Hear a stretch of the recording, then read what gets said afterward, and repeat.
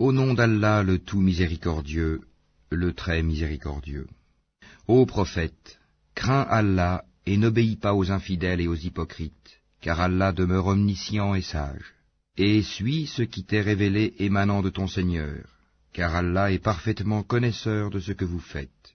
Et place ta confiance en Allah, Allah te suffit comme protecteur. Allah n'a pas placé à l'homme deux cœurs dans sa poitrine.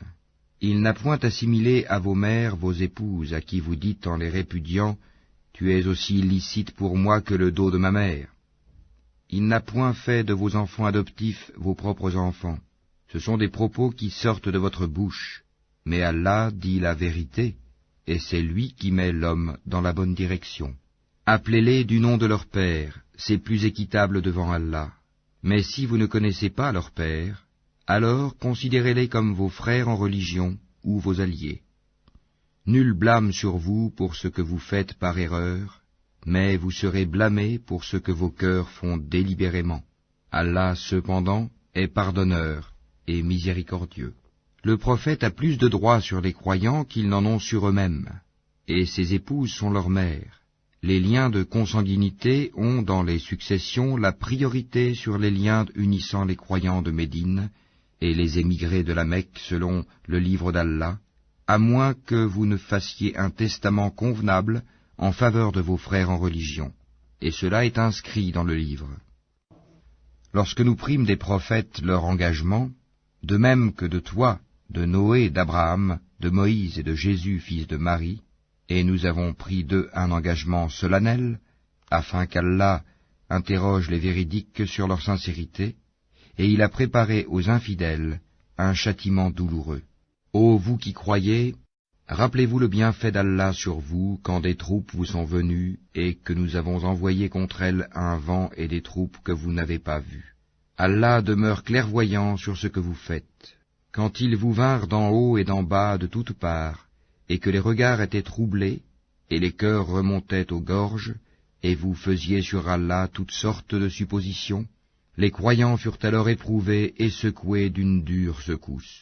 Et quand les hypocrites et ceux qui ont la maladie, le doute au cœur, disaient « Allah et son messager ne nous ont promis que tromperie », de même, un groupe d'entre eux dit « Gens de Yathrib, ne demeurez pas ici, retournez chez vous ». Un groupe d'entre eux demande au prophète la permission de partir en disant « Nos demeures sont sans protection », alors qu'elles ne l'étaient pas. Ils ne voulaient que s'enfuir. Et si une percée avait été faite sur eux par les flancs de la ville, et qu'ensuite on leur avait demandé de renier leur foi, ils auraient accepté, certes, et n'auraient guère tardé, tandis qu'auparavant ils avaient pris l'engagement envers Allah qu'ils ne tourneraient pas le dos. Et il sera demandé compte de tout engagement vis-à-vis d'Allah. Dis, jamais la fuite ne vous sera utile si c'est la mort sans combat ou le meurtre dans le combat que vous fuyez. Dans ce cas, vous ne jouirez de la vie que peu de temps. Dis, quel est celui qui peut vous protéger d'Allah s'il vous veut du mal ou s'il veut vous accorder une miséricorde? Et ils ne trouveront pour eux-mêmes en dehors d'Allah ni alliés, ni secoureurs. Certes, Allah connaît ceux d'entre vous qui suscitent des obstacles ainsi que ceux qui disent à leurs frères « Venez à nous », tandis qu'ils ne déploient que peu d'ardeur au combat, avares à votre égard, puis quand leur vient la peur, tu les vois te regarder avec des yeux révulsés, comme ceux de quelqu'un qui s'est évanoui par peur de la mort. Une fois la peur passée, ils vous lacèrent avec des langues affilées, alors qu'ils sont chiches à faire le bien. Ceux-là n'ont jamais cru, Allah donc rend vaines leurs actions, et cela est facile à Allah. Ils pensent que les coalisés ne sont pas partis. Or si les coalisés revenaient, ces gens-là souhaiteraient être des nomades parmi les Bédouins, et se contenteraient de demander de vos nouvelles. S'ils étaient parmi vous, ils n'auraient combattu que très peu. En effet, vous avez dans le messager d'Allah un excellent modèle à suivre, pour quiconque espère en Allah et au jour dernier, et invoque Allah fréquemment. Et quand les croyants virent les coalisés, ils dirent « Voilà ce qu'Allah et son messager nous avaient promis. » Et Allah et son messager disaient la vérité. Et cela ne fit que croître leur foi et leur soumission. Il est parmi les croyants des hommes qui ont été sincères dans leur engagement envers Allah. Certains d'entre eux ont atteint leur fin, et d'autres attendent encore. et ils n'ont varié aucunement dans leur engagement, afin qu'Allah récompense les véridiques pour leur sincérité, et châtie s'il veut les hypocrites, ou accepte leur repentir. Car Allah est pardonneur et miséricordieux. Et Allah a renvoyé avec leur rage les infidèles, sans qu'ils n'aient obtenu aucun bien, et Allah a épargné aux croyants le combat. Allah est fort et puissant. Et il a fait descendre de leurs forteresses ceux des gens du livre qui les avaient soutenus, les coalisés, et il a jeté l'effroi dans leur cœur. Un groupe d'entre eux vous tuiez, et un groupe vous faisiez prisonniers. Et il vous a fait hériter leurs terres, leurs demeures, leurs biens, et aussi une terre que vous n'aviez point foulée, et Allah est omnipotent. Ô prophète, dis à tes épouses, si c'est la vie présente que vous désirez et sa parure, alors venez, je vous donnerai les moyens d'en jouir, et vous libérerai par un divorce sans préjudice. Mais si c'est Allah que vous voulez, et son messager, ainsi que la demeure dernière, Allah a préparé pour les bienfaisantes parmi vous une énorme récompense. Ô femmes du prophète, celle d'entre vous qui commettra une turpitude prouvée, le châtiment lui sera doublé par 2 fois, et ceci est facile pour Allah. Et celle d'entre vous qui est entièrement soumise à Allah et à son messager et qui fait le bien, nous lui accorderons 2 fois sa récompense, et nous avons préparé pour elle une généreuse attribution. Ô femmes du prophète, vous n'êtes comparables à aucune autre femme. Si vous êtes pieuse, ne soyez pas trop complaisante dans votre langage, afin que celui dont le cœur est malade, l'hypocrite, ne vous convoite pas, et tenez un langage décent. Restez dans vos foyers, et ne vous exhibez pas à la manière des femmes d'avant l'islam, Jahiliya, accomplissez la salat, acquittez la zakat, et obéissez à Allah et à son messager. Allah ne veut que vous débarrasser de toute souillure, ô gens de la maison du prophète, et veut vous purifier pleinement. Et gardez dans vos mémoires ce qui, dans vos foyers, est récité des versets d'Allah et de la sagesse. Allah est doux et parfaitement connaisseur. Les musulmans et musulmanes, croyants et croyantes, obéissants et obéissantes, loyaux et loyales, endurants et endurantes, craignants et craignantes, donneurs et donneuses d'aumônes, jeûnants et jeûnantes, gardiens de leur chasteté et gardiennes, invocateurs souvent d'Allah et invocatrices, Allah a préparé pour eux un pardon et une énorme récompense. Il n'appartient pas à un croyant ou à une croyante, une fois qu'Allah et son messager ont décidé d'une chose, d'avoir encore le choix dans leur façon d'agir. Et quiconque désobéit à Allah et à son messager, s'est égaré, certes, d'un égarement évident. Quand tu disais à celui qu'Allah avait comblé de bienfaits, tout comme toi-même l'avais comblé, garde pour toi ton épouse et crains Allah, et tu cachais en ton âme ce qu'Allah allait rendre public, tu craignais les gens et c'est Allah qui est plus digne de ta crainte. Puis quand Zayd eut cessé toute relation avec elle, nous te la fîmes épouser, afin qu'il n'y ait aucun empêchement pour les croyants d'épouser les femmes de leurs fils adoptifs, quand ceux-ci cessent toute relation avec elles. Le commandement d'Allah doit être exécuté. Nul grief à faire au prophète en ce qu'Allah lui a imposé, conformément aux lois établies pour ceux qui vécurent antérieurement.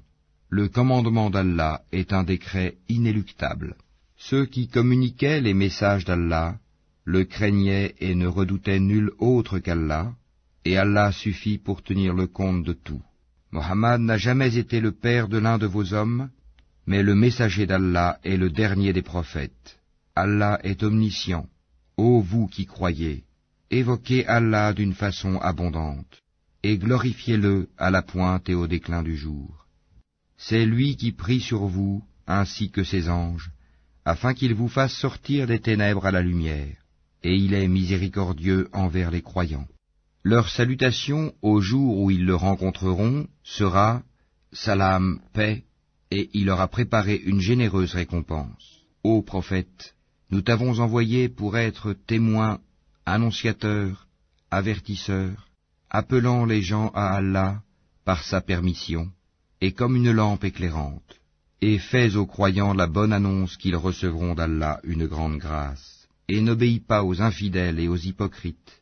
Ne prête pas attention à leur méchanceté, et place ta confiance en Allah, et Allah suffit comme protecteur.